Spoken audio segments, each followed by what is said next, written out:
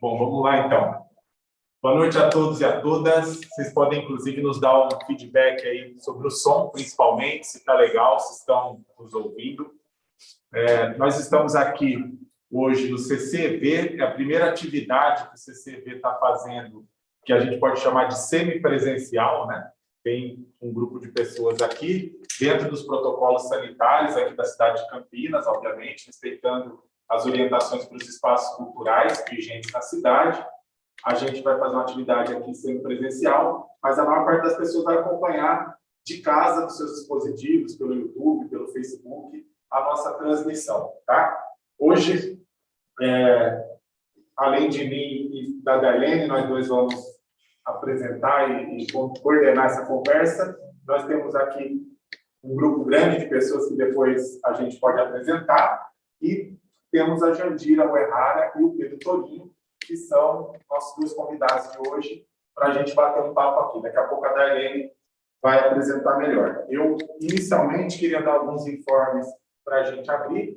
Primeiro, explicar, eu acredito que hoje, em função da importância dos nossos convidados, muita gente que está nos acompanhando não conhece o CCEV, né? Acredito que ele está falando para um público maior do que o público das rodas, segunda-feira, terça-feira. Então, o CCEV é o Centro Cultural Esperança Vermelha, o espaço cultural fica no centro da cidade de Campinas.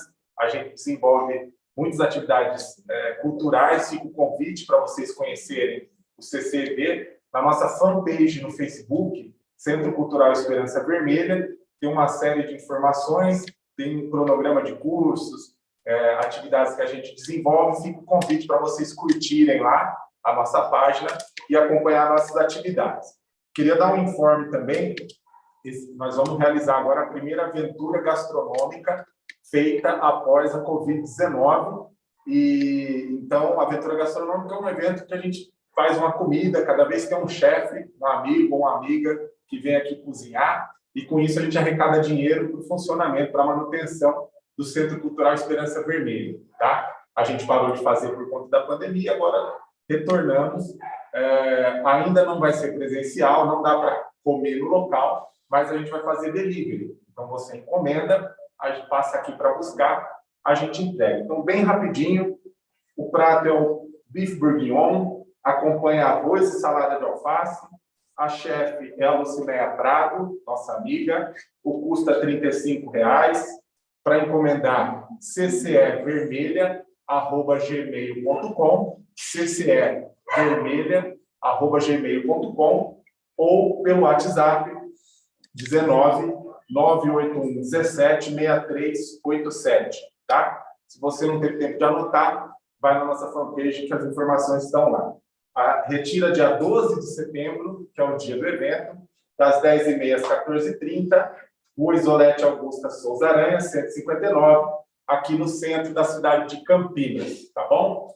Então é isso, para esquentar, enquanto o pessoal está chegando na transmissão aí, ajude a compartilhar o nosso link para que chegue o maior número de pessoas possível, e a gente vai começar a nossa conversa. Queria dar boas-vindas a todos e a todas que estão aqui presencialmente, todo mundo que está acompanhando de casa, e vou passar a palavra aqui para a Darlene, que vai tocar a partir de agora. Boa noite, Darlene. Boa noite, Adriano. Boa noite, galera que está começando a acompanhar a gente agora pelas redes. Boa noite às pessoas que estão aqui, Jandira e Pedro. É muito gratificante, né, para nós começarmos a fazer esse tipo de atividade, mesmo sendo semipresencial, mas olhar nos olhos é muito bom, né?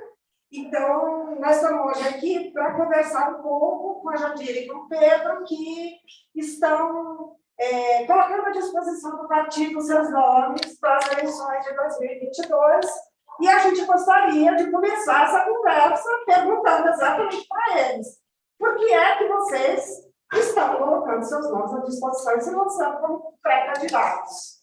Bora lá? Bora lá. Jandira?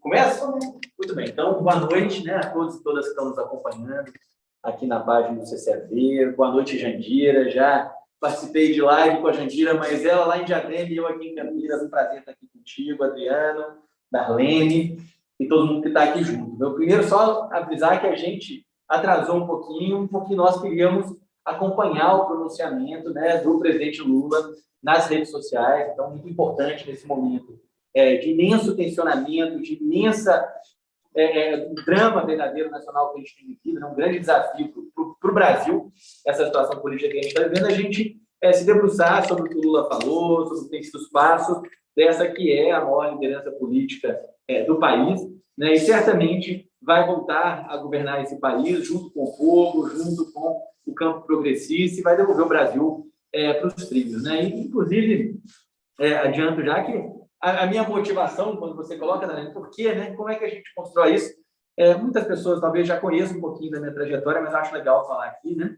Eu fui vereador 2 vezes aqui na cidade de Campinas, eu sou médico, sanitarista, sou servidor público municipal aqui na cidade de Campinas, né? Sou médico da Rede Pública de Saúde de Campinas, e a minha trajetória, ela sempre foi uma trajetória vinculada à compreensão e ao desejo, né, de ver o atraso, né, todas as injustiças e desigualdades do Brasil sendo combatidas, mitigadas, enfrentadas através de políticas públicas, através de uma ação coletiva e organizada por parte do poder público, dos atores sociais, dos movimentos sociais, né, e que foi essa trajetória que me mobilizou para me tornar um ator político-partidário e, posteriormente, né, um agente que ocupou, durante 8 anos, o espaço do parlamento aqui na cidade de Campinas. E, ano passado, fui candidato a prefeito aqui na cidade. Tivemos uma eleição em que muitos dos que estão aqui foram protagonistas junto comigo, né? Foi um processo muito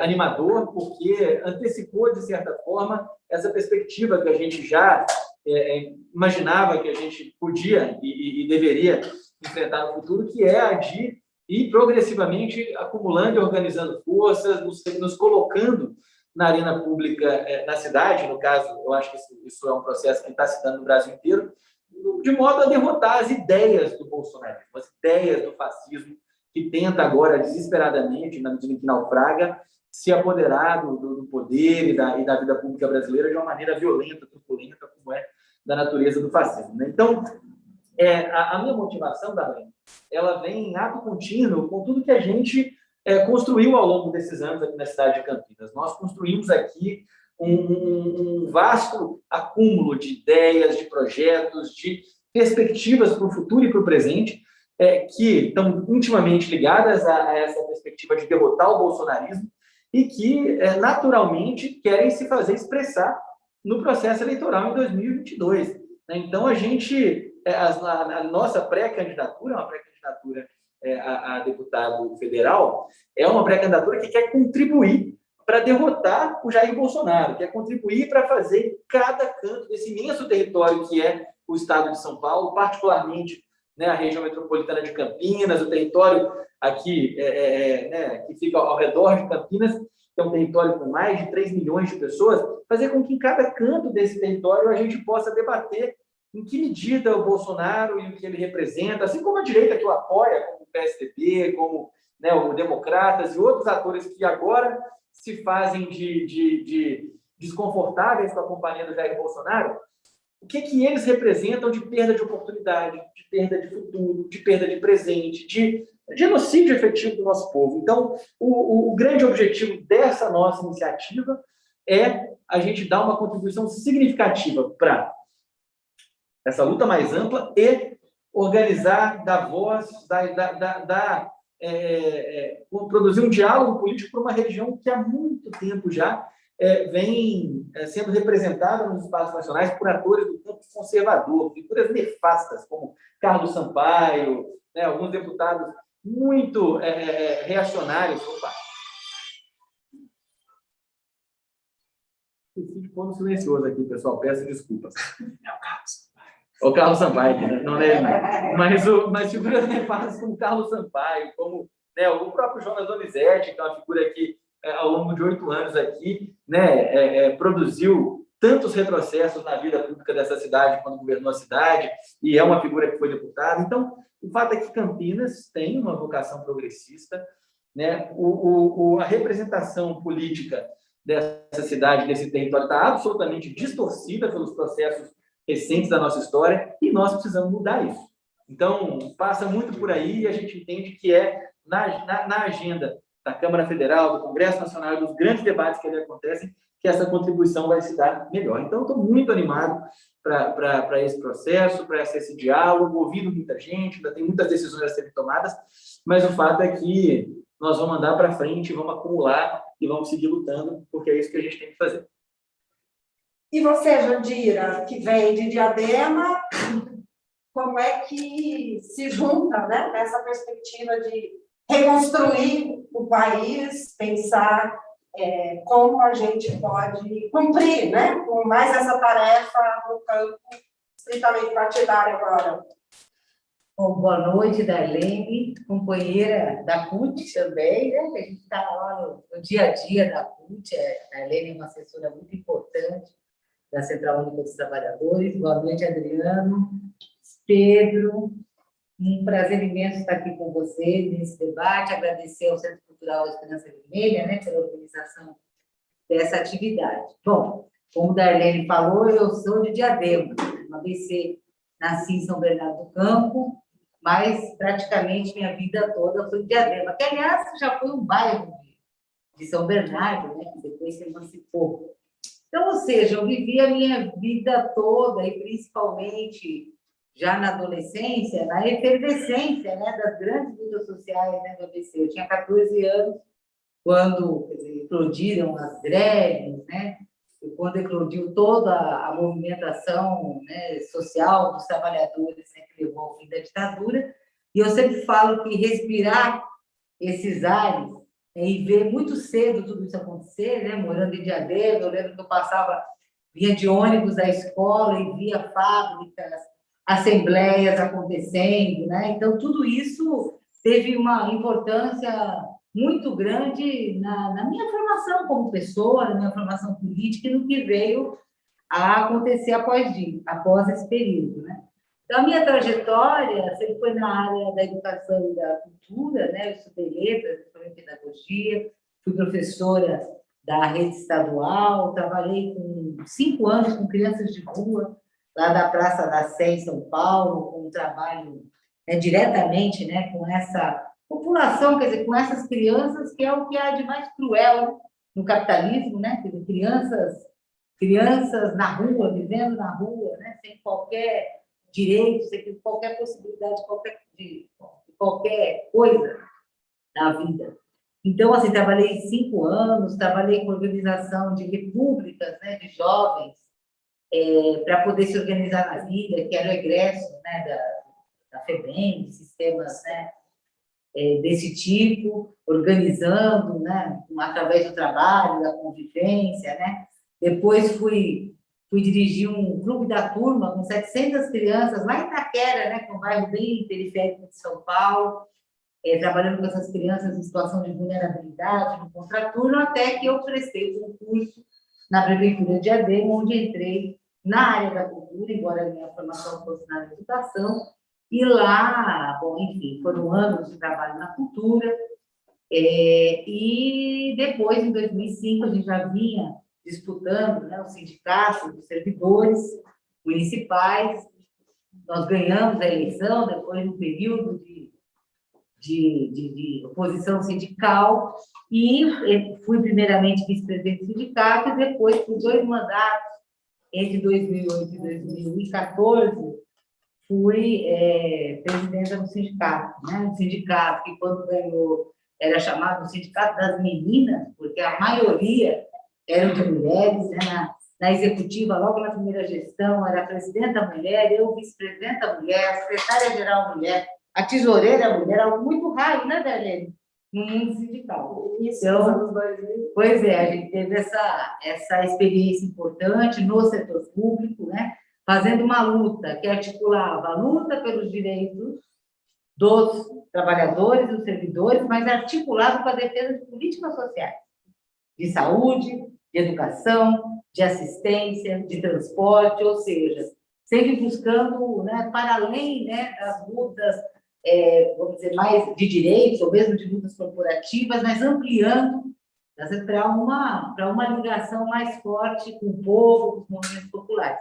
E em 2012, né, fui eleita para a Executiva Nacional da CUT, primeiro de 2012 a 2015, como diretora executiva, e após de 2015 até agora, como secretária nacional de Políticas Sociais e Direitos Humanos, que já era uma área, vamos dizer assim, que tinha tudo a ver com o que a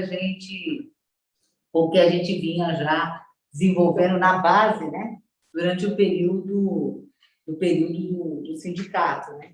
Bom, e eu, assim, o que me motiva a essa tarefa agora tem muito a ver com as questões que o Toninho colocou também, né? Primeiro, assim, essa vivência toda que a gente teve, né? Essa oportunidade que a gente teve depois na CUT, de atuar em todo o país, de conhecer as demandas, as necessidades dos trabalhadores, das trabalhadoras, das florestas, das águas, do campo, urbanos, de grandes empresas, de pequenas empresas, das mulheres, né? Da diversidade que tem, das necessidades, das pautas, enfim, tudo isso, né? E isso combinado com a experiência política que está no centro das mobilizações, especialmente, né, após 2008 e com o que culminou com o golpe contra a presidenta Dilma, a condenação e a prisão do presidente Lula, essa eleição fraudulenta, porque a eleição do Bolsonaro foi uma fraude, né? Uma vez que o Lula está comprovado que ele tinha todas as condições, tá certo? Jurídicas, né? Que tudo foi uma grande armação. E ele poderia ter sido o candidato, e hoje o Brasil, quer dizer, ser governado pelo presidente Lula, né? Então, veja, uma eleição fraudulenta do Bolsonaro, a gente na CUT, quer dizer, está na frente da luta de resistência. Bom, tudo isso me fez chegar à conclusão que, num momento como esse, que como o Pedro Toninho colocou aqui, nós temos que fazer uma disputa imensa, tá certo? Para derrotar o bolsonarismo, né? De preferência antes, né? Que tem o impeachment ou outros meios jurídicos legais de acabar com o governo Bolsonaro, que é um governo desastroso que está levando o povo brasileiro a uma situação, e o país a uma situação que a gente nunca viveu antes. Isso, quer dizer, é fundamental a gente, veja, nós temos que derrotar o Bolsonaro, eleger o Lula, e principalmente, nós precisamos criar as condições, e para isso temos uma disputa política também nas eleições, para que o presidente Lula seja eleito, uma bancada forte, federal, que nós tenhamos governadores, tá certo? Eleitos pelo PT, principalmente aqui em São Paulo, né? O Haddad, governador, uma bancada forte de deputados estaduais, e que a gente tenha, durante esse processo todo, criar uma outra condição na correlação de força para que o povo apoie as mudanças que são feitas nesse país, a começar para acabar com o entulho neoliberal. Todo esse entulho neoliberal, né, teto dos gastos, reforma trabalhista, reforma da Previdência, agora a PEC 32, todo isso precisa ser revogado. Agora, para isso acontecer, o povo precisa estar fortalecido, precisa ter luta social, precisa ter quem sustente as mudanças que nós vamos fazer. Então, essa para mim, é a principal motivação, participar desse processo, poder, quer dizer, contribuir, né, coletivamente, para que a gente consiga essas duas tarefas, né? Eleger o presidente Lula, derrotar o Bolsonaro, mas derrotar o bolsonarismo e o neoliberalismo. E isso é o fundamental para o próximo período. Legal. Bom, primeiro dizer que para todo mundo que está acompanhando, curtam essa transmissão no YouTube para que ela chegue ao maior número de pessoas possível. Ajude compartilhando. O pessoal está dando retorno aqui, dizendo que o som está ok. Andréa Preta, Reinaldo Ciccone, Ronaldo Hipólito, Wanda Conte, Absolon Oliveira, Marcela Carbone, que está aqui presencialmente também, Silvio Marques, que está aqui, Mariana Mello, Chefe Pegas, enfim, Soraya Zanfolin, Eliana Ribeiro, Valquíria dos Santos, Cátia Mendes, João Fonseca, Emílio Fontes, Spinella, Dulé Silva, Manuel Alves Oliveira, enfim, uma infinidade de pessoas que estão acompanhando e comentando aqui no YouTube. Quem quiser deixar pergunta, deixa escrito aí, a gente vai fazer a leitura depois. Não sei se vai dar para ler todas, mas algumas, pelo menos, a gente vai conseguir ler. Eu queria, primeiro, dizer que tem uma reivindicação aí nos comentários para que a gente faça a nossa autodescrição, tá? Então, cada um, na hora que for falar, faz. Eu vou começar. Eu sou Adriano, sou negro, cabelo crespo, comprido, amarrado, e estou com uma camisa xadrez, e o Walter Pomar está dizendo aqui para me dizer que eu estou muito magro e elegante, tá? Elegante. Ele fez um gesto que eu entendi dessa forma, vamos dizer assim. Mas vamos lá. A pergunta que a gente programou para fazer aqui agora é sobre o governo Bolsonaro. Que nota vocês dão para o governo Bolsonaro? Vocês meio que já começaram a falar sobre isso, né? Dá para falar um pouco mais sobre isso, inclusive já mencionando também que amanhã, 7 de setembro, a gente tem um ato pela manhã aqui em Campinas, está todo mundo convocado. O local do nosso ato é o Largo do Pará, a gente não vai caminhar, como aconteceu em outros anos, vai ficar concentrado lá no Largo do Pará. Então, amanhã cedo, todo mundo vai direto para lá, com cuidado, mas vamos lá fazer a nossa resistência. Então, vocês poderiam comentar sobre isso. Posso falar? Vamos lá, né, pessoal? Acho que a gente está aqui conversando entre pessoas que todo mundo sabe que a gente tem absoluta repugnância ao governo do Bolsonaro. Mas só falar que é um governo nota zero seria muito, muito simples e muito superficial diante do que ele de fato representa. Eu acho que essa... Ah, é verdade, fazendo autodescrição, já não se esquecendo. Bem, eu sou o Pedro Torinho, eu sou um homem de pele branca, uso óculos, tenho olhos castanhos, cabelos lisos castanhos, estou aqui com uma blusa preta, meio rajada, né? Cinza. Estou aqui me dizendo. Grafite. E é isso.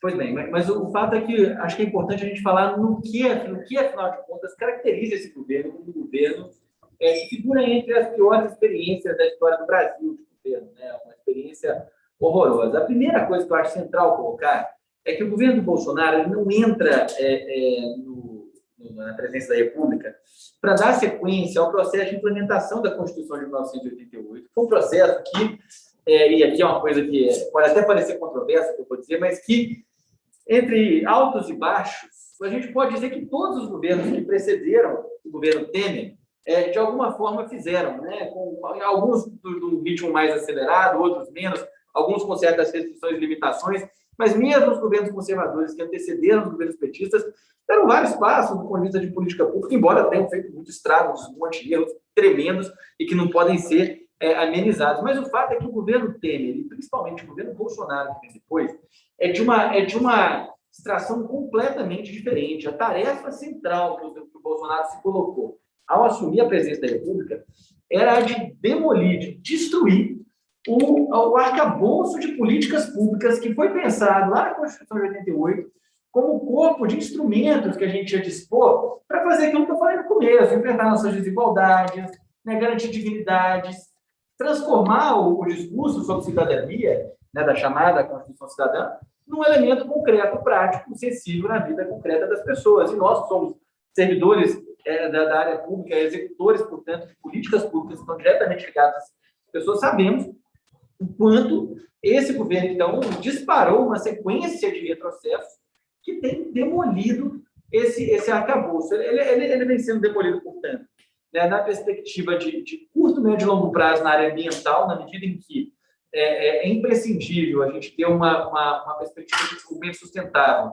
para a gente pensar um país onde se viva bem, onde se viva com dignidade, onde o modelo de desenvolvimento permita que as gerações futuras também desfrutem dos benefícios de um acordo social respeitável, que defenda a vida humana.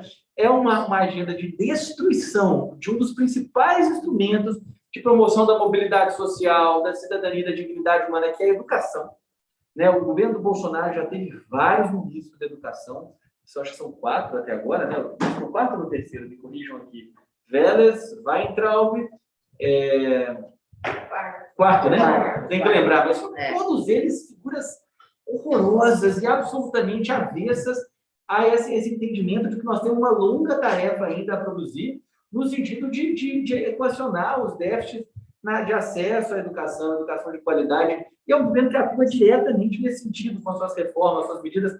Na questão da saúde, no SUS, é difícil até falar, né? Eu sou médico e atuo no SUS, é um governo cujo desprezo ao SUS é tão profundo que não só colocou para gerir o SUS figuras completamente ineptas para fazer isso, como boicotou a ciência, toda a estrutura que sustenta o cuidado em saúde, promovendo uma das maiores, verdadeiramente falando, genocídios, chacinas praticamente do povo brasileiro com a Covid-19. Nós temos, né, tem mais de 580 mil vidas perdidas enquanto a gente fala aqui, né, e, na verdade, nós já devemos ter mais do que isso, porque parte do que eles destruíram são os sistemas de testagem, notificação.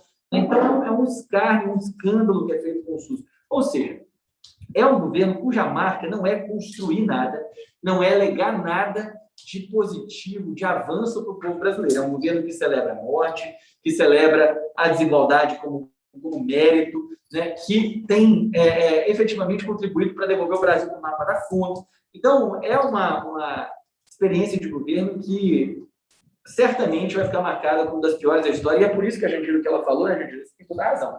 Nós temos que tirar o Bolsonaro, imediato, é assim impossível, ele tem que ser vitimado, tem que ser caçado, pelos meios que forem possíveis isso acontecer, porque cada dia que esse cara está no governo, são direitos cortados, são oportunidades negadas, né, são reformas que vão sendo aprovadas com a anuência e o apoio de uma direita que se diz moderada, que se chama de centro-direita, mas que está lá, fazendo o serviço sujo do Bolsonaro direitinho, né, e que depois vai se dizer uma direita, né, limpinha e cheirosa e tal, não sei o quê, mas, vejam, cúmplice com crime. Então, por todos esses motivos, é um governo nota zero, um governo que a gente tem que trabalhar todo santo dia para derrotar.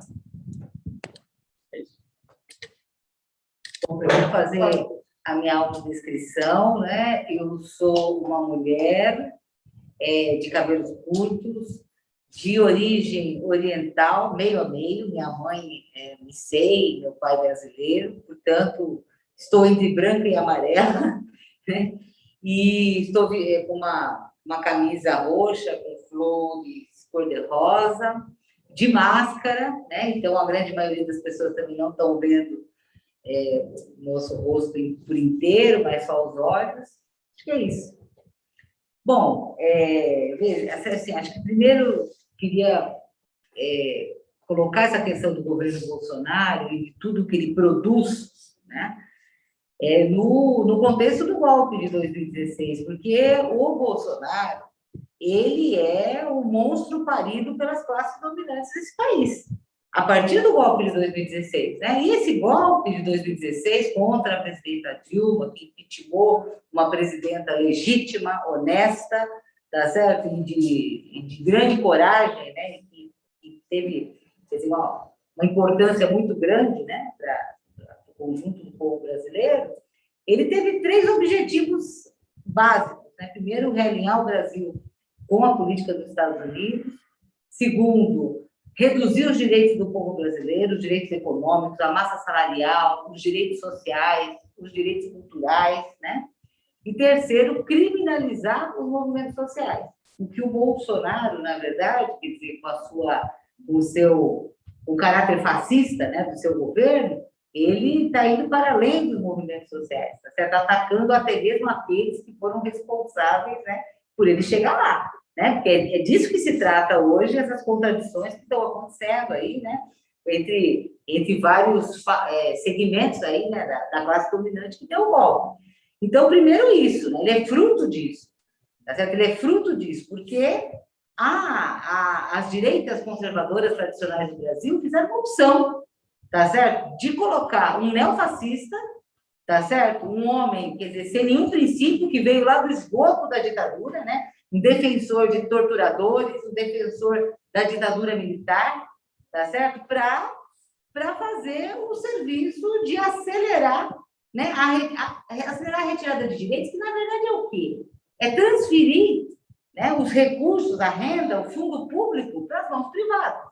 Para acelerar os processos de privatização, para acelerar os processos de retirada de direitos, dessas contra-reformas, tá, que estão levando... Agora, o efeito colateral disso, qual é? O efeito colateral disso é isso que a gente está vivendo hoje. São 20 milhões de brasileiros e brasileiras que não conseguem fazer as 3 refeições por dia. A fome voltar, 14 milhões de desempregados, 40 milhões de pessoas, tá, ou estão desempregadas ou estão na informalidade, né? isso atingindo fundamentalmente as mulheres negras, tá certo? Porque também, quer dizer, a desigualdade, os ataques são para todos, mas atingem mais os setores que são mais vulnerabilizados, né? As mulheres, os negros e as mulheres negras principalmente. Bom, é a destruição, o desmonte de tudo aquilo que tinha de positivo na Constituição de 88 e a manutenção daquilo que quer dizer, que foi conservado na Constituição de 88 da ditadura militar, não é isso? Então, veja, olha o que nós estamos vivendo, a destruição daquilo que a gente conquistou de positivo, né, os direitos sociais, né, o SUS, educação, etc., e, ao mesmo tempo, a exacerbação daquilo que restou da ditadura. Então, assim, veja, é um governo que nós temos que derrotar, porque se a gente não derrotar... Isso sem falar, né, na questão do Covid, sim, tá certo? A política genocida, né? E não é só genocida, é genocida e corrupta. Hoje a gente está vendo aí por que isso... Quer dizer, por que a questão da vacinação não é só negacionismo? É negacionismo e é corrupção, junto. Então, ou seja, é uma desgraça total, né? O povo brasileiro está sofrendo muito, né? Sofrendo muito por todas as condições que estão colocadas. Então, assim, não dá mais para aguentar o governo Bolsonaro por tempo nenhum. Nós temos que derrotar esse governo, e para derrotar esse governo, não basta as contradições entre eles, tá certo? Não basta o STF mandar prender um ou outro bolsonarista, tá certo? É preciso que o povo vá para as ruas, e sustentem a mudança e a derrota do governo Bolsonaro. Bom, gente, eu sou a Darlene, como foi no início, eu estou aqui com o vestido verde. Não é bem o verde Palmeiras, mas é para lembrar, tá? É bem que eu imaginei. Sabia que a gente ia gostar. Tenho cabelos avermelhados da pintura, porque eles já estão bem grisalhos, estou usando óculos e a máscara também. Agradecendo bastante aqui a presença da nossa vereadora Guida Calista, do nosso companheiro Walter Pomar, que está aqui de cameraman. Não vai ser possível ele mesmo se filmar, mas a gente fica aqui os nossos agradecimentos. E continuando a nossa prosa, a gente está pensando um pouco, né, no governo federal. Em São Paulo, esse jeito, Dória, de governar, o que significa para vocês? E como é que a gente faz com ele, né? O que fazemos com esse rapaz? Bom, primeiro a gente dizer que nós sofremos, quer dizer, a ação, né, dos neoliberais do PSDB em São Paulo há décadas, né? E o Dória, quer dizer, é mais um que vem no momento, né? Primeiro, vamos lembrar, né? Dória é bolsonarista. Dória faz parte dessa classe dominante neoliberal, desse setor neoliberal da classe dominante, que não hesitou em apoiar um fascista, tá certo? Para derrotar o PT, para derrotar Fernando Haddad nas eleições. Então, veja, quer dizer, o Dória, ele vem para dar continuidade, para aprofundar o que os governos tucanos anteriormente já vinham fazendo, né? E aí, São Paulo é fundamental, né? Isso tem a ver também com a decisão, né, de a gente se colocar para essa tarefa no estado de São Paulo, né? Uma pré-candidatura a deputado estadual, porque em São Paulo é o centro do golpe e é o centro do capital do país, né? Então, ou seja, se a gente não combater, se a gente não derrotar a tucanada no seu ninho, que é São Paulo, no seu nascedouro, que é São Paulo, isso não vai contribuir para mudar a correlação de forças e para derrotar, né, o neoliberalismo e o neofascismo no país todo. Então, São Paulo é estratégico, né? E o governo do Dória é um governo cínico, né? Porque, veja, ele começou a fazer uma oposição, entre aspas, ao Bolsonaro, se utilizando de uma forma oportunista da questão da pandemia e da vacina, né? Usou isso com muito marketing, mas, efetivamente, basta olhar os números. O que acontece em São Paulo, né? São Paulo, proporcionalmente, tem o maior número de mortes pelo Covid do país. Quer dizer, como é que se explica isso, né? Porque isso eles escondem, né? Falam da vacina, faz muito marketing, tá certo? mas proporcionalmente, né, o número de mortes por Covid no estado de São Paulo é imenso. E é o estado que tem mais condições, tá certo? Porque é o estado mais rico do país de ter dado outro combate à pandemia. Fora isso, quer dizer, o governo Dória é um governo que tentou privatizar tudo, até o Butantan. Imagina se ele tivesse conseguido privatizar o Butantan, o que seria hoje da produção de vacinas, né? Quer dizer, o enfrentamento que foi feito contra o governo Dória na questão da privatização, na questão das terceirizações. O governo Dória é um dos governos que mais fez desoneração em São Paulo, ou seja, transferiu dinheiro público para a iniciativa privada, para poder beneficiar, né, os donos da grana, os donos do capital. O governo Dória, São Paulo é o estado que mais fez despejos durante a pandemia, né? E ele vetou a lei que foi aprovada de proibir despejos durante esse período. Quer dizer, ou seja, o governo Dória aumentou assustadoramente a violência da polícia e a matança da juventude negra nas periferias. Ou seja, é um governo antipovo, é um governo que preserva os interesses, quer dizer, das classes dominantes, dos capitalistas, dos interesses, quer dizer, que não permite, né, enfim, que as políticas sociais se ampliem, ataca o serviço público. Aí eu queria até chamar atenção para uma questão. É muito importante a gente derrotar os tucanos em São Paulo, seja com Dória, porque ele quer, na verdade, ser alternativa, tá certo? Conservador, a tal da terceira via, para derrotar o Lula e o Bolsonaro, é isso que ele quer, mas também pode ser que ele seja o candidato. Então, assim, para ele derrotar qualquer tucano, isso tem reflexo nos municípios. Aqui em Campinas, a gente tem acompanhado há bastante tempo a luta dos servidores para mudar a direção do sindicato. Porque aqui tem um sindicato, né, que a gente está acompanhando e que compactuou com o governo do anterior, né, do Jonas Donizete, agora do Dário, né? E assim, é fundamental, quer dizer, então veja, o que esses governos fazem? Jonas Donizete e Dário seguem esse modelo da receitinha tucana neoliberal, independente do partido onde eles estejam. Eles são aliados. Então, nesse sentido, mudar o governo de São Paulo também tem reflexos nas políticas municipais, mesmo naqueles municípios que estão alinhados com o neoliberalismo. E aí, nesse sentido, o que a gente precisa ter? A gente precisa ter movimento social forte, a gente precisa ter mandatos, né, da esquerda, do PT fortes, né? Está aqui a Guida, que está sendo um exemplo, Pedro Tourinho, que já foi, né, 2 mandatos vereador aqui. Nós vamos ter movimento social forte, tem que ter sindicatos fortes. Nós temos muitos sindicatos importantes em Campinas, mas até agora, tá certo? Eu tenho certeza que os servidores vão mudar isso.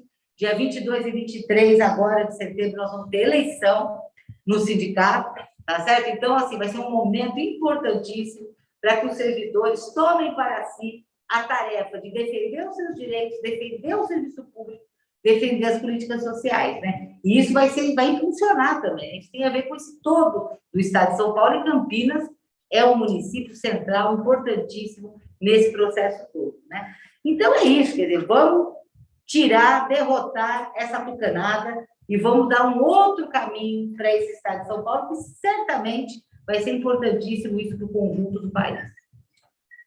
Isso aí, acho que pegando aqui já o fio que a Jandira puxa, né?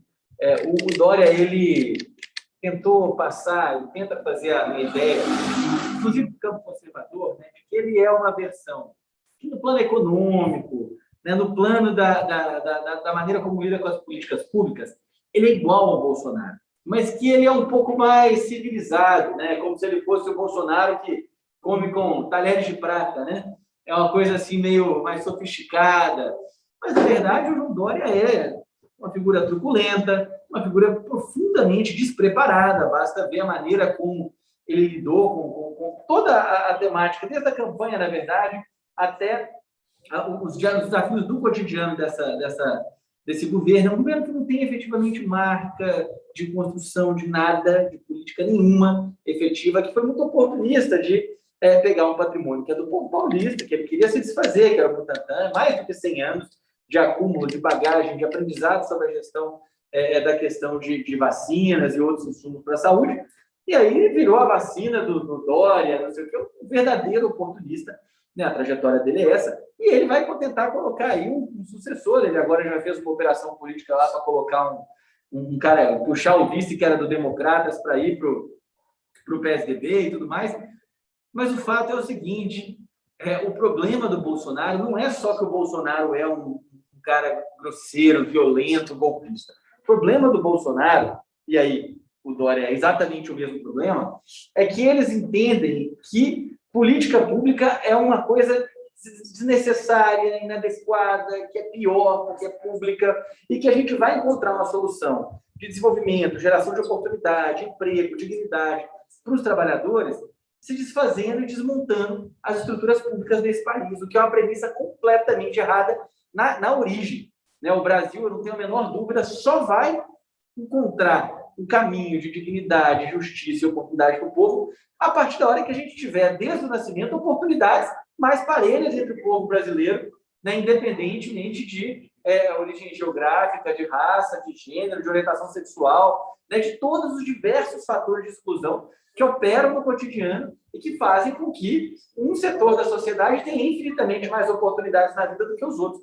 Então, derrotar, isso que você está falando, Jandir, é fundamental, derrotar o Dória aqui no estado de São Paulo, os tucanos, depois de 30 anos de governo. Se você pegar os governantes do campo deles, antes do próprio nascimento do PSDB, que já estavam lá, eles têm tocado o mesmo corpo de políticas, eles mantêm essas políticas públicas que poderiam ser fortalecidas no estado de São Paulo em estado permanente de inanição, né, basicamente no básico, só para o seu funcionamento, tratam o serviço público como funções que estão extintas praticamente para vagar mesmo, para não ter mais, né, sucateia, não remunera, excetuando, é lógico, algumas categorias de elite e tal, do funcionalismo, mas não remunera adequadamente, não constrói carreira e, basicamente, deixa os municípios a ver navios. Pra você ter uma ideia, Jandir, aqui no município de Campinas, o custeio do Sistema Único de Saúde, a saúde pública de Campinas, nós temos mais ou menos 1 bilhão e 600 e poucos milhões de reais para cuidar da vida dos campineiros e campineiras na área da saúde, né? Isso inclui o Mário Gatti, o Ouro Verde, todas as unidades básicas de saúde, as unidades de pronto atendimento, mas também inclui os serviços de vigilância epidemiológica, de vigilância sanitária. Então, o sujeito que mora num condomínio de elite, vai comer num restaurante chique, está usando o SUS nos serviços de vigilância sanitária, que está lá, porque senão ele ia comer carne estragada, mas não conta. E aí, esse custeio da saúde pública no município de Campinas, para dar um exemplo, ele é feito mais ou menos assim. Cerca de 68% dos recursos, 69% dos recursos que vêm, que custeiam isso, vem dos cofres do município. IPTU, tributos, taxas, etc. Mais ou menos uns 28%, 29% desses recursos vem do governo federal. E algo que nunca passou de 3% do montante total de recursos que financia o SUS em Campinas vem do governo estadual. Que, na prática, além disso, não opera nenhuma política a partir da esfera estadual que poderia subsidiar processos de formação, qualificação, treinamento.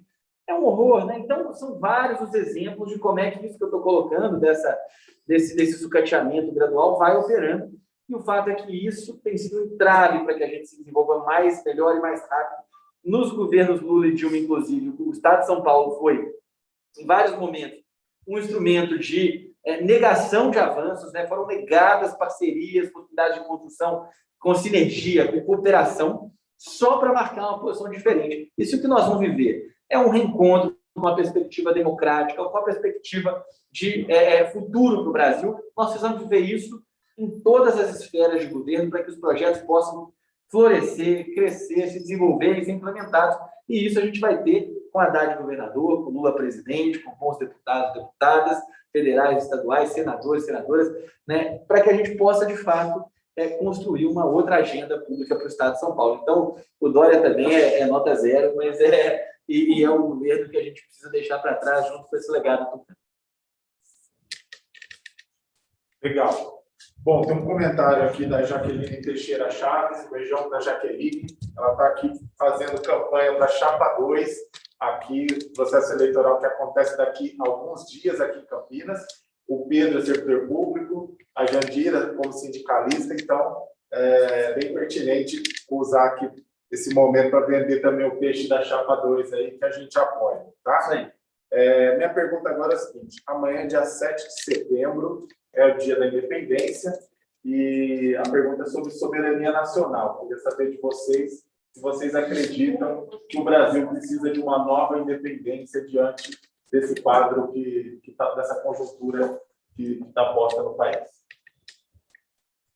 Sem dúvida, né? O Brasil precisa de uma nova independência, uma independência construída pelas forças populares, né? Não uma independência feita como foi até agora, pelos acordos das elites. E para a gente ter uma independência construída pelas forças populares, a gente precisa das forças populares mobilizadas, conscientes e dispostas a lutar por essa independência. Luta essa que se faz nas ruas. É por isso que amanhã, 27º Grito dos Excluídos, é muito importante, né? Que todos os segmentos, né, sociais, todos os lutadores do povo, todos os militantes sindicais, a classe trabalhadora, as mulheres, a juventude, saiam às ruas para reivindicar essa independência popular, né? Para a gente fazer uma construção, quer dizer, de um outro país, sem essas exclusões, né? Porque está todo mundo excluído de tudo. A gente acabou não falando, Pedro, sobre a questão da educação, né? A educação é um dos setores mais atacados nesse país, em nível federal e em nível estadual. É o que o Dória está fazendo também em São Paulo, em relação à educação, né? No ensino médio, quer dizer, destinando à juventude do país, né? Uma educação de terceira qualidade, quarta, quinta, né? Uma educação que, quer dizer, que vai formar, que eles querem formar empreendedores, né? Diga assim, empreendedores é o quê? É trabalhador sem direito,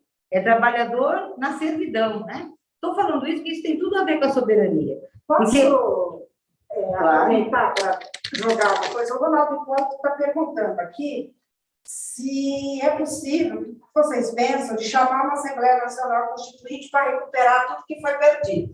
Então, a pergunta é, essa nova independência passa por aí?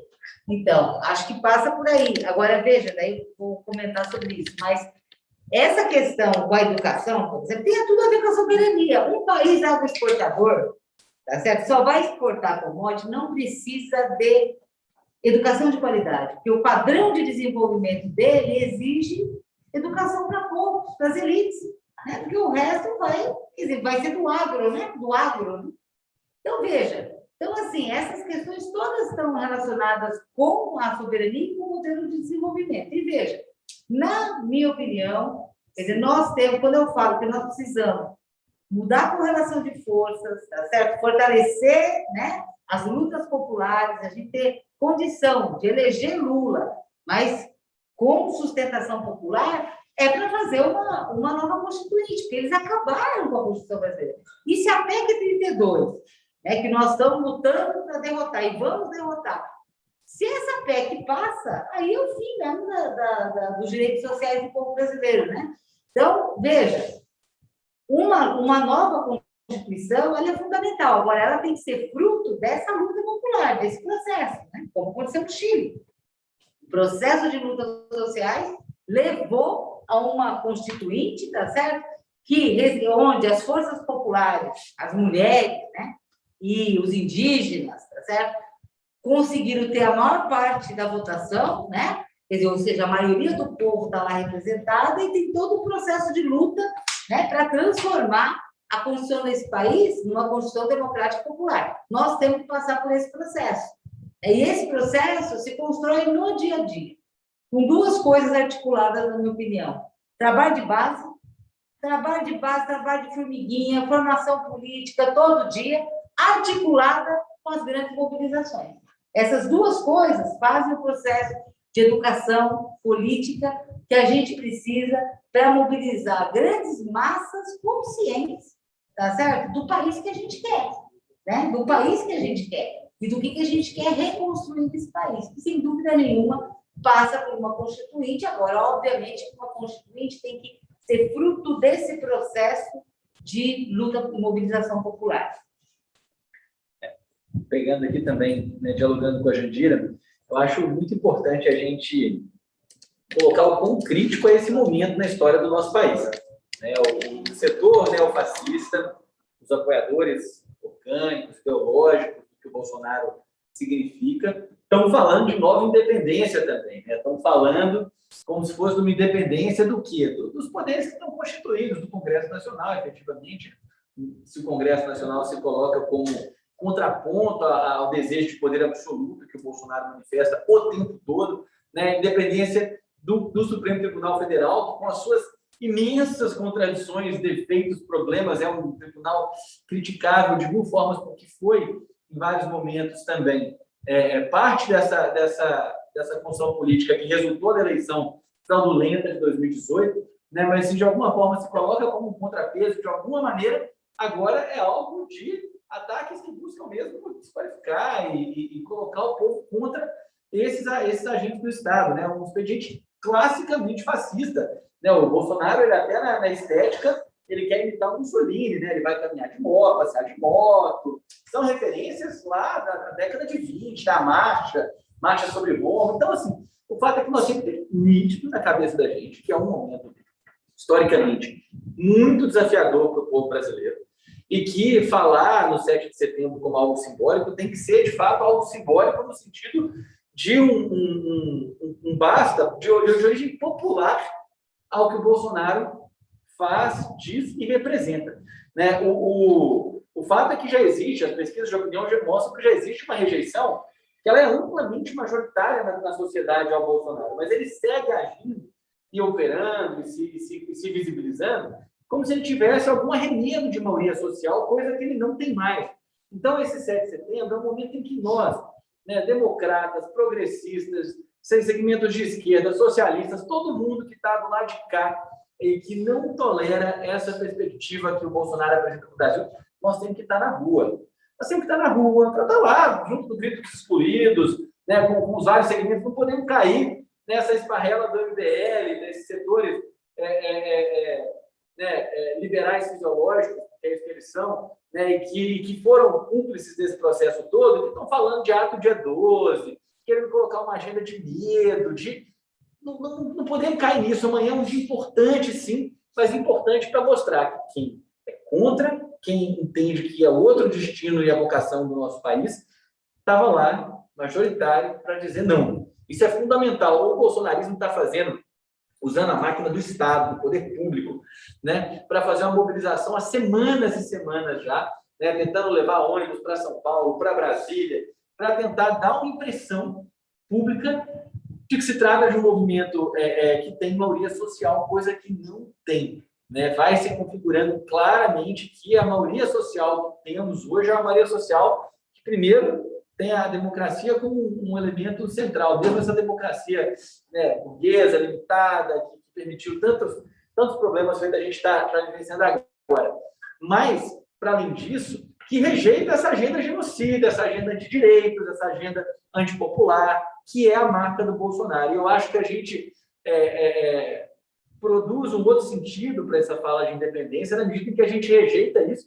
E eu entendo que essa rejeição ao Bolsonaro agora é uma rejeição, inclusive, a esse entulho da ditadura que sobrou da Constituição de 88, essa maneira leniente que foi colocada como um grande acordo com quem torturou, com quem estuprou, com quem matou, com quem fez tudo isso em nome do Estado, e que precisa ser objeto de um olhar público, um olhar transparente, porque, evidentemente, esse segmento da sociedade se revelou de novo inteiro, se revelou com essa audácia de querer agora dar um golpe, que está armando um golpe, tentando armar um golpe para derrubar o governo, o Estado brasileiro da forma como ele é. Então, por todas essas razões, eu acho que amanhã é muito importante e eu espero que a gente tenha mesmo boas mobilizações ali, que elas sejam parte de uma agenda, uma jornada mais longa, de desgaste, derrota em vários planos desses caras. Isso é fundamental. A gente vai fazer uma leitura agora. Agora é a gente dialogar, articulando algumas perguntas que as pessoas têm. A gente até tentou aqui fazer isso durante as falas de vocês, porque elas estavam no contexto. Então, a ideia é que a fala final de vocês articule um pouco essas perguntas. Existe aqui uma pergunta do Ronaldo Hipólito, que ele trabalha um pouco com esses eventos extremos de incêndios, enchente, seca, calor, que é possível fazer para que os ataques ao planeta cessem. Então, vocês até já tocaram nessa questão ambiental, aí o Ronaldo incorpora mais uma questão, que é a diversificação da matriz energética para alavancar infraestrutura e economia, mas acho que essa discussão da transição ecológica, que é uma alteração do modo de produção e consumo, aí eu aproveito para perguntar, isso faz parte do conteúdo programático, né, de vocês, para as candidaturas que vocês estão trabalhando? Como é que é isso? Como é que vocês articulam isso? A Wanda Conte afirma que a gente não pode esperar as eleições para perguntar Bolsonaro e sua trupe, e como é que, né, a gente não pode ficar parado esperando essas eleições. Acho que vocês já tocaram bastante nisso. A Valquíria pergunta que a gente acabou de sair de uma eleição em 2020, em 2021 a gente já está pensando nas eleições 22. Se não era mais fundamental, antes de pensar em candidatura, a gente pensar em como organizar a base partidária para esse enfrentamento. Acho que, de alguma maneira, vocês também responderam sobre o trabalho de base. E aí ela também pergunta como é que vocês pensam a questão de uma frente para essa disputa de 2022 para derrotar o fascismo e a direita. Então, a gente queria que vocês agora, nas falas finais, pudessem, né, de alguma maneira, tocar nessas questões. Queria só Tem mais um? acrescentar uma coisa bem rapidamente, aproveitando que os índios estão indígenas, povos originários estão mobilizados Para o marco lá temporal. em Brasília com a questão do marco temporal. Acho que seria legal se vocês comentassem também agora nessa fala final.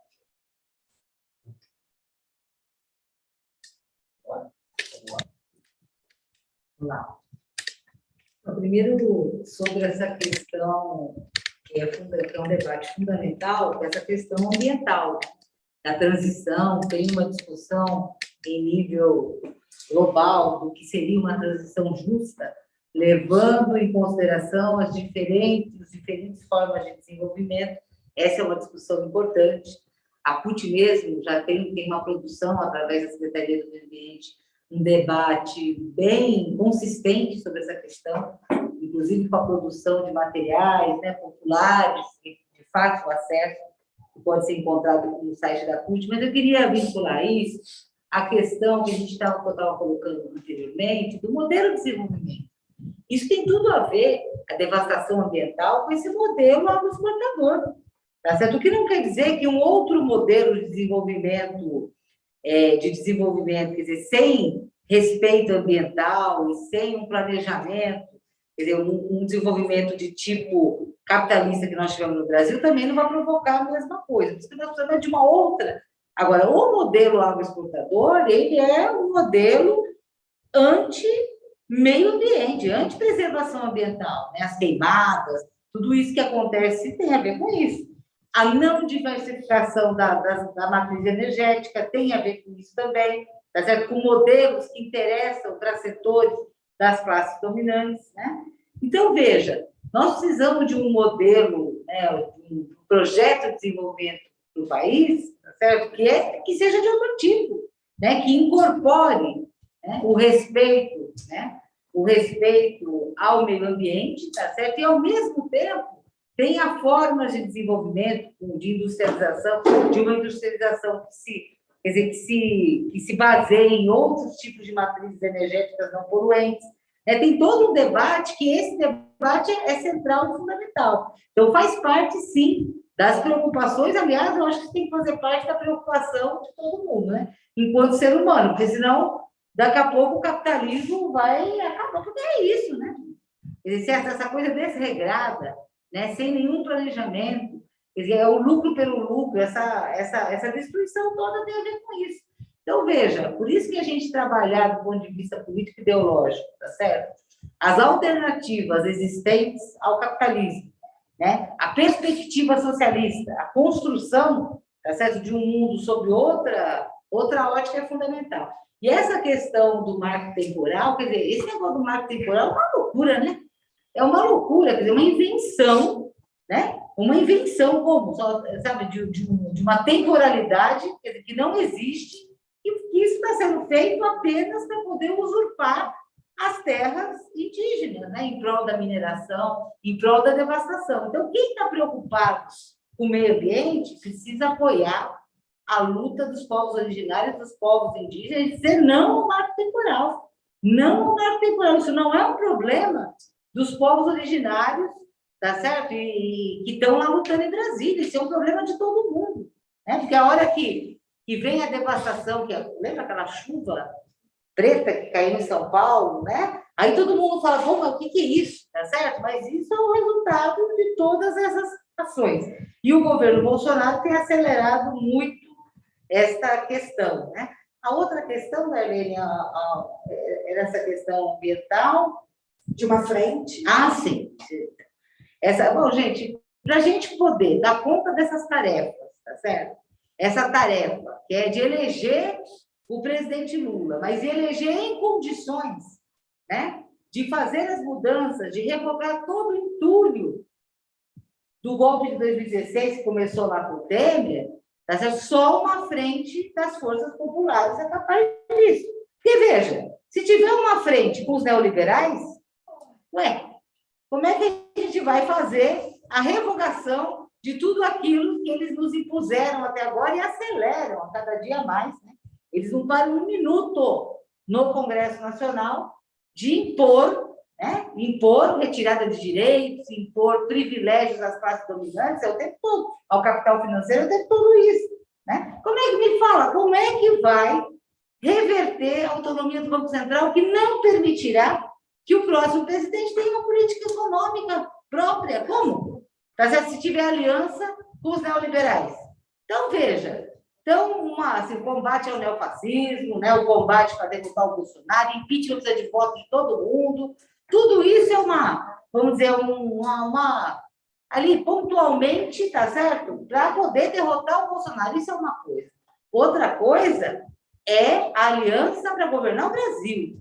Essa tem que ser uma aliança das forças populares, em cima de um programa, tá certo? De um programa, né, que dê conta de revogar toda essa entulhagem neoliberal, tá certo? De colocar um outro modelo de desenvolvimento para o país, de combinar as reformas democrático-populares que não foram feitas no período anterior, tá certo? Tem que fazer tudo aquilo que não foi feito no período anterior, democratização da mídia, reforma política, reforma agrária, reforma tributária, não isso que está lá no Congresso Nacional, que só beneficia, tá certo? O capital financeiro e os capitalistas do país. Mas como é que vai fazer tudo isso? Sem uma aliança popular forte, sem uma base popular que dê sustentação às mudanças. Então, isso começa na eleição. E perguntaram, por último, se a gente não está se preocupando com a eleição, né? Realmente, é muito ruim a gente ter uma perspectiva só eleitoral a cada 2 anos. Isso é péssimo. E acho que esse é um dos motivos que Pedro colocou, eu também, por que a gente está por que a gente resolveu colocar essas pré-candidaturas? É justamente para procurar não tornar esse processo eleitoral um processo eleitoreiro, despolitizado, sabe? Mas fazer desse limão uma limonada, tá certo? Quer dizer, da gente conseguir fazer um processo político, tá? Que amplie, né, o grau de consciência das classes trabalhadoras, que amplie o grau de organização das classes trabalhadoras. E, por fim, amanhã, nos encontraremos aqui em Campinas, vou ficar aqui essa noite para participar do ato amanhã aqui, e depois no Anhangabaú e em todas as ruas desse país, fora Bolsonaro, fora Mourão, fora o neofascismo e o neoliberalismo desse país. Boa noite. Bem, dialogando aqui com o Ronaldo, né? Acho que cada vez vai ficando mais nítido que o horizonte de desenvolvimento econômico, de processo de transição que tem que ser construído para o Brasil, não pode ser um horizonte que não contemple uma mudança, por exemplo, na matriz energética, que não contemple uma compreensão da necessidade de produção de modos mais sustentáveis, e compreendendo que isso é, inclusive, uma política complexa, que diz respeito desde manutenção de cobertura vegetal na Amazônia, até como é que a gente organiza a gestão dos nossos recursos hídricos, dos rios, etc. Como é que a gente explora, de fato, de forma mais consistente, outras matrizes energéticas sustentáveis. O Brasil tem potenciais de geração de energia por meios de modos renováveis absurdo, né? De solar a eólica, assim, nós temos um monte, até biomassa, nós temos um monte de mecanismos que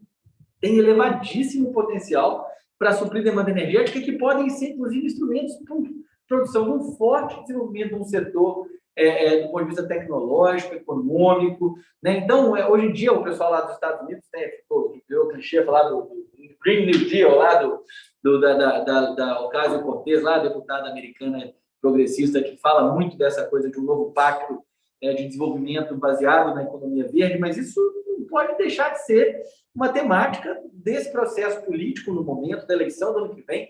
E eu acho até que isso é uma coisa para a gente discutir com o que quando a gente fala dessa retomada democrática que o futuro governo Lula vai ser, o que isso significa para nós no médio e longo prazo. Não é só no Brasil que as estruturas dos estados estão sendo tensionadas por forças neofascistas, forças de inspiração autoritária. Os Estados Unidos viveu o pesadelo do Trump, embora lá as elites se reorganizarem e puseram um governo imperialista do mesmo jeito e tal, mas com outra matriz, né? Na Europa você tem vários governos com essas características, na Ásia, idem, né? Governos que em outros momentos supostamente tinham ali estruturas que eram bem sólidas institucionalmente e tudo mais, e o fato é que isso tudo tem a ver com um processo, uma gestão do capitalismo, das normas, das regras da vida social, que tem produzido cada vez mais exclusão, violência, segregação, modos de construção de organização social que produzem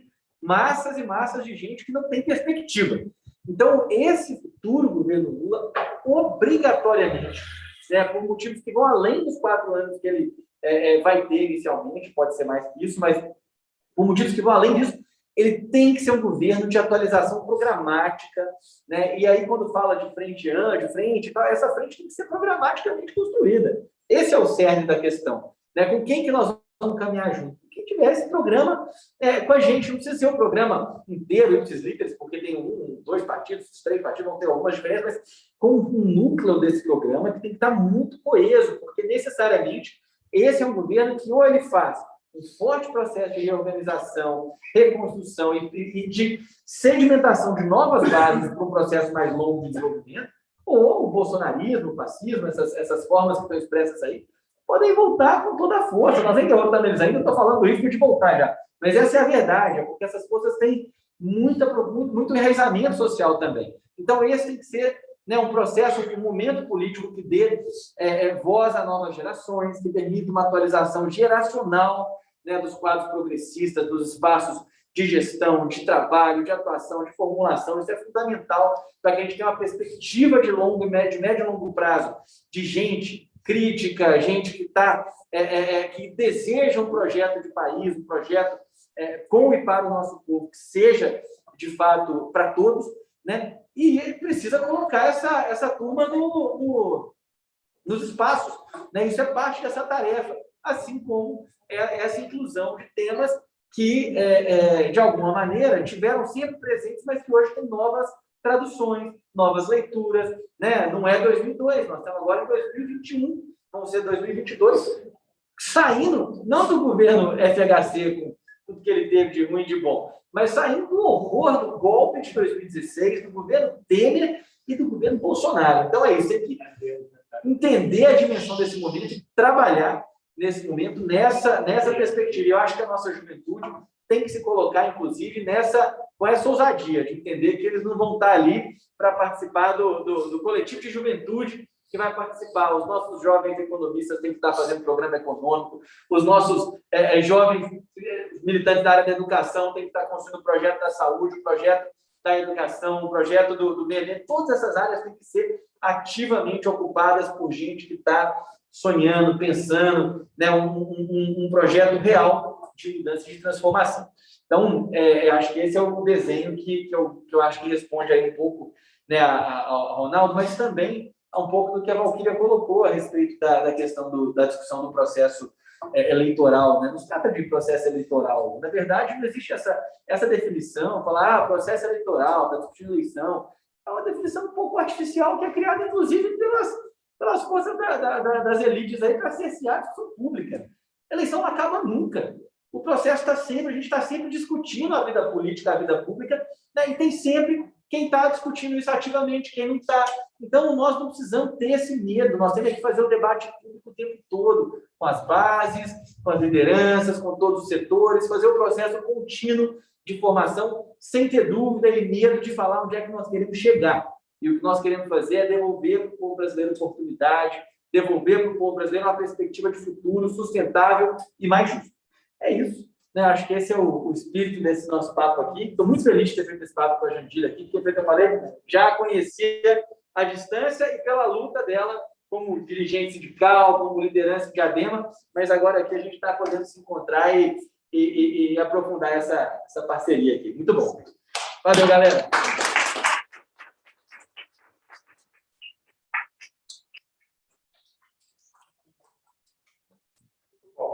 Antes, então, de passar aqui para a Dailene encerrar, queria, em nome do CCB, agradecer muito a presença da Jandira Uehara e do Pedro Toninho aqui no Centro Cultural Esperança Vermelha. Hoje estamos abrindo com chave de ouro um processo de retomar atividades presenciais com todos os cuidados, protocolos sanitários. Espero que seja o começo de um novo momento que a gente possa, em breve, fazer atividades sem restrições, né, o quanto antes, com mais gente vacinada, e é por isso que a gente luta. Né? Então, em nome do CCB, queria agradecer aos dois, agradecer a vereadora Guida Calista, que está aqui com a gente também, prestigiando a nossa atividade, e, citando ela, agradecer a todos que estão presentes aqui junto com a gente. E aqueles que estão acompanhando de casa, nos seus dispositivos. Essa live fica disponível no YouTube, então vocês podem continuar compartilhando para que mais pessoas assistam amanhã, durante a semana, ela está disponível, e que seja um primeiro momento de tantos outros que a gente possa voltar a se encontrar novamente aqui no CCB. Já temos uma data marcada, dia 12 agora, no domingo, que é a Aventura Gastronômica. Entrem no perfil, na fanpage do CCB, o Centro Cultural Esperança Vermelha, no Facebook. Está lá o nosso card com todas as informações para quem tiver interesse, tá bom? E aí, com isso, passo a palavra para a Dailene para que a gente encerre a nossa atividade. Pensando nessa atividade, Jandira, as pessoas aqui sabem que eu sempre, quando estou trabalhando numa atividade que é uma poesiazinha, eu pensei em Rubem Alves, que me lembraram esses dias, que tem um texto, né, que é muito espetacular dele, que fala sobre política e jardinagem. E acho que isso tem a ver com essa disponibilidade de vocês dois para essa luta que está por vir. Aí eu tenho um trechinho. O político, por vocação, é um apaixonado pelo grande jardim para todos. Seu amor é tão grande que ele abre mão do pequeno jardim que ele poderia plantar para si mesmo. De que vale o pequeno jardim se a sua voz está ao deserto? É preciso que o deserto inteiro se transforme em jardim. Vocação é diferente de profissão. Na vocação, a pessoa encontra a felicidade na sua própria ação. Na profissão, o prazer se encontra não na ação. Nosso futuro depende dessa luta entre políticos por vocação e políticos por profissão. Talvez, então, se os políticos por vocação se apossarem do jardim, poderemos começar a traçar um novo destino. Então, ao invés de desertos e jardins privados, teremos um grande jardim para todos, obra de homens e mulheres que tiveram o amor e a paciência de plantar árvores a cuja sombra talvez nunca se assentariam.